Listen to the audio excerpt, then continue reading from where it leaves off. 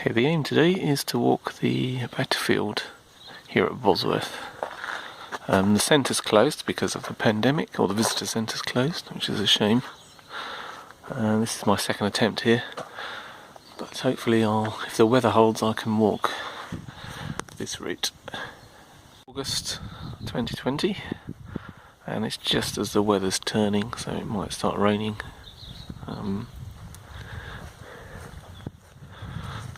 Just the general view of the first bit outside the visitor centre.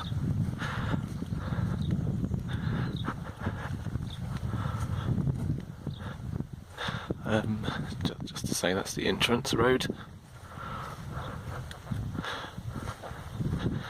As far as I can tell, I'm pretty much the only person out here.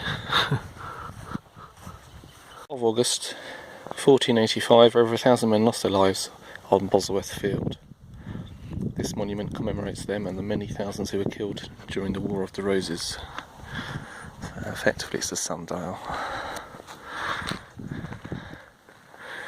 Now we've got, for want of a better word, 3 thrones. King Richard III,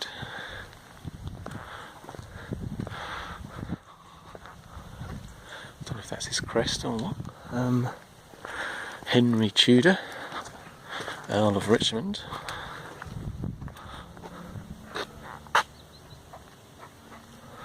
and then a shorter one for Thomas Lord Stanley. Not sure if that's a clear.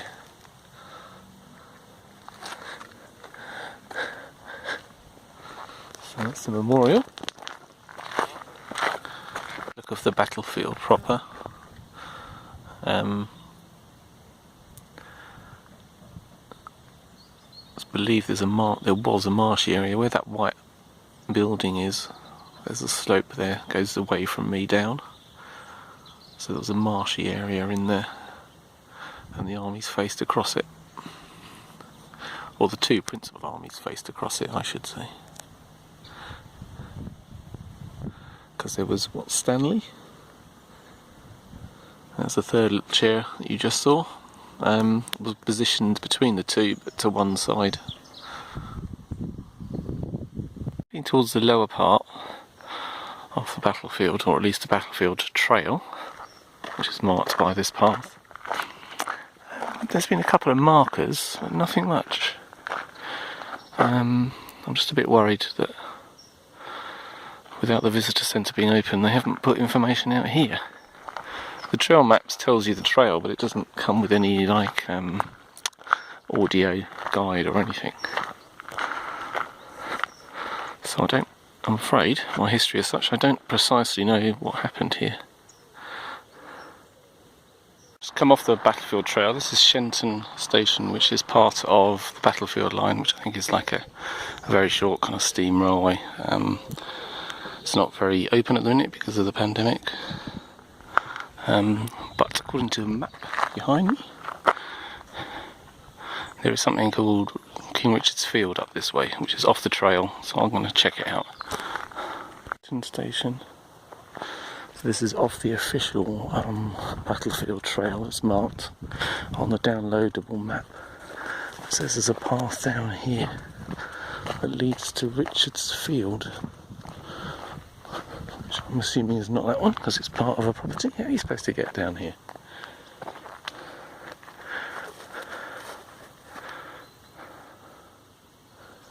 This is not signposted at all. I can't expect people to walk down here, but let's have a look. Path, as you can see, I'm on the road. According to the map, King Richard's Field is just to the left of this road junction, and on the map it shows a nice path, which I'm sure you can see does not exist. I'll go past a little bit and have a look, but I think this is a dead end. That's King Richard's Field. Yeah, it's not really worth coming down here. There's supposed to be a path off here. There is a gate, but that hasn't moved in a long time and it's locked. So, no point being down here. A pointless detour. Now it's got an arrow up here pointing to the Longbow weaponry. I have to say, so far I'm very disappointed at the signposting, really. There's no information other than kind of posts with the characters on. Maybe it will change soon. There's some weird looking fungi. Let me get a closer look.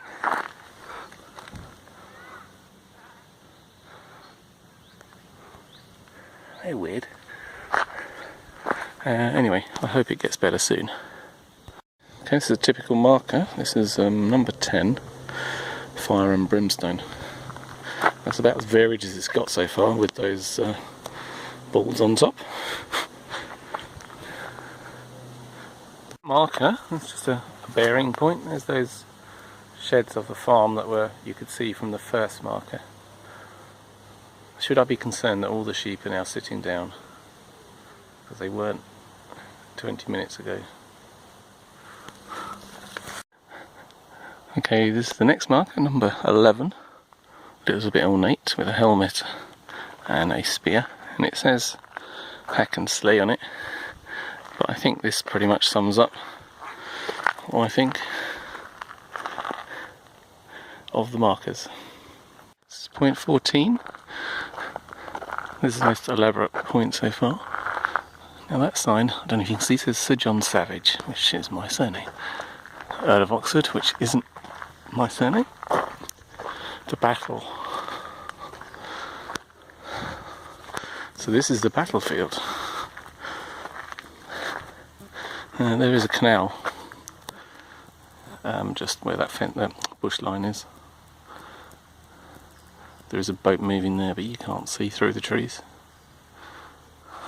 Information here. So it says, on the morning of the battle, Richard's army would have crossed the fields that lay before you, advancing on Henry Tudor's small rebel army. The same fields would have been crossed later in the day by Richard's men fleeing from Henry's victorious forces, under the command of the Earl of Oxford. So, Dadlington Windmill. Dadlington is in that direction. The windmill would have been visible. Where's this map, or this picture? So the trees, you can't see that now. So that's the town. That's the windmill. So this is where the battle was. You can see the figures that they've got here and here, which are now not visible because of the trees. It's interesting, the battlefield trail doesn't go around the battlefield. It goes short of the battlefield. Okay. I think, in essence, what I've been reading, nobody's 100% sure. So my guess is, similar to the Waterloo, maybe people thought this was the battlefield. Because the walk I've done on is behind me. It's that way, and then I'm going to go back in that direction. So the trail and the visitor centre is that way, but oddly the battlefield itself is over here, which is a good mile away. Here's a kind of picture of it. You are here. So the visitor centre, there we go, it's back down here. So I've just walked this battlefield. I use that in bunny ears.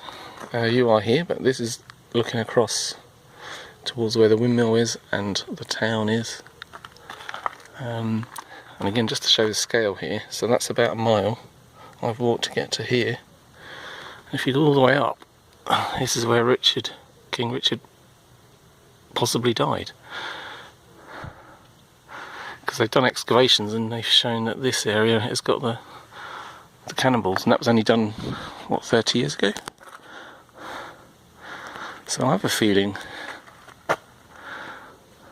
they built this in the wrong place. This is literally the first thing I've come across on this battlefield. It's called, it says here King Dick's Well. It was built by Reverend Samuel Parr, 1813, It's quite a few years after the battle. And the myth, the story is that this is the well, so there was a spring here. It's a bit muddy, so there is water down there, but this is the well from which King Richard III took his last drink.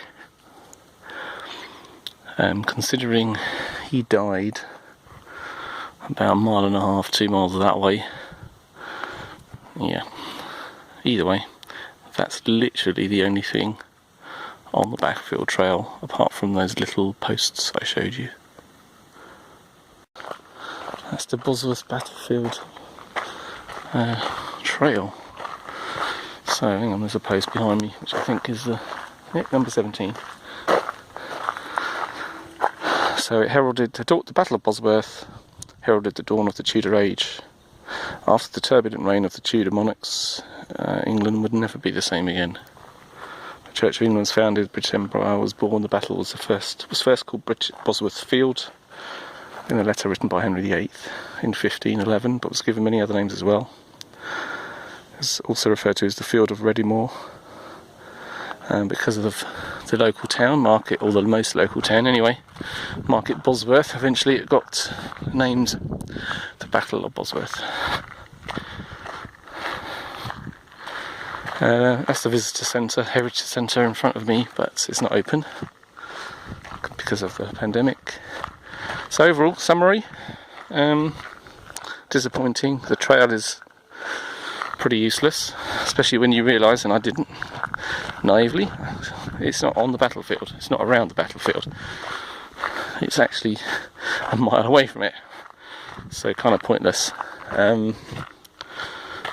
So not very well done, not very well executed. I can't speak for the visitor centre, let's get highest ratings, but the trail itself, not very inspiring. I'm going to try and find those other sites away from here, but this might well be the end of the video.